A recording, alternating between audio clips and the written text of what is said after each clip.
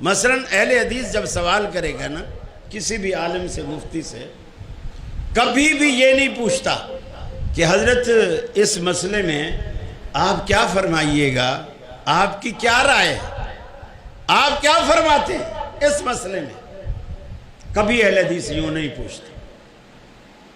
حنفی جب بھی پوچھے گا ایسے ہی پوچھے گا، حضرت اس مسئلے میں آپ کیا کہتے ہیں، اس مسئلے میں آپ کی کیا رائے ہے. گویا اس کے دماغ میں یہ بات بٹھا دی گئی ہے حضرت جو بتائیں گے وہ دین ہے، حضرت کی جو رائے ہے وہ دین ہے. جبکہ اہل حدیث کبھی بھی حضرت کی رائے کو دین نہیں سمجھتا. اب آپ دیکھیں طبرانی کی روایت ہے، سیدنا انس رضی اللہ تعالی عنہ، ان سے ایک تابعی نے مسئلہ پوچھا. مسئلہ یہ پوچھا کہ انس مجھے بتاؤ وضو کرنے کا کیا طریقہ ہے، وضو کرنے کا کیا طریقہ ہے. حضرت انس نے کہا کہ تیرا سوال غلط، پہلے سوال ٹھیک کر پھر میں تمہیں جواب دوں. وہ پریشان ہو گیا کہ بھی مجھے وضو کرنا نہیں آتا، میں پوچھ رہا ہوں وضو کا کیا طریقہ ہے. شاید ہمیں بھی طریقہ معلوم کرنا ہو تو کسی سے یہی کہیں گے کہ یار وضو کا کیا طریقہ ہے. تو اس نے کہا اے انس رضی اللہ تعالی عنہ، اگر آپ سمجھتے ہو کہ میرا سوال غلط ہے تو پہلے آپ میرا سوال ٹھیک کر دیں پھر آپ اس کا جواب دے دیں. حضرت انس رضی اللہ تعالی عنہ نے فرمایا تیرے سوال کی غلطی یہ ہے کہ تو مجھ سے کہتا ہے کہ انس وضو کا کیا طریقہ ہے. میں اگر تیرے سامنے وضو کروں گا تو دیکھے گا اور میرے ہی طریقے کو دین سمجھ کر چلا جائے گا اور دنیا کو بتائے گا کہ میں نے وضو حضرت انس سے سیکھا تھا، انہوں نے وضو کا یہ طریقہ بتایا تھا، جبکہ میرا طریقہ دین نہیں ہے، میرا طریقہ دین نہیں. تیرے سوال کی غلطی ہے.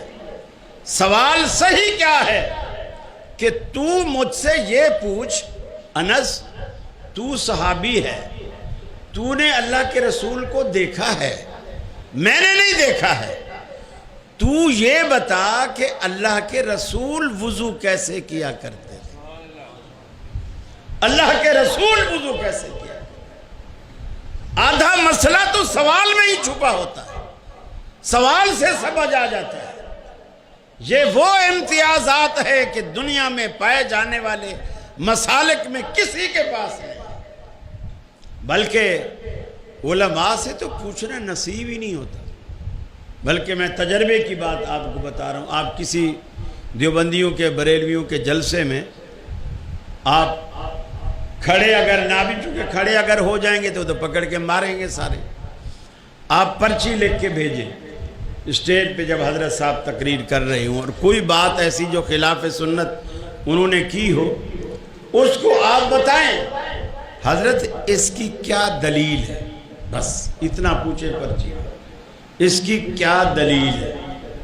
یقین مانی حضرت صاحب وہیں اسٹیج سے سمجھ جائیں گے اور فوراً بولیں گے آپ کے جلسے میں کوئی وہابی چھپا بیٹھا ہے، اس کو تلاش کرو، ایک وہابی کو مارنا 100 شہیدوں کا ثواب ہے.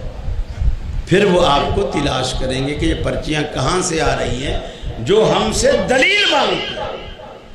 دلیل کا رواج وہاں نہیں ہے، دلیل کا رواج صرف اہل حدیث میں ہے کہ دلیل پوچھو، دلیل مانگو، دلیل دو. اس لیے کہ قرآن و سنت کا نام دین ہے، میرے فتوے، میری رائے، میرے قیاس کا نام دین نہیں ہے. یہ بنیادی فرق ہے.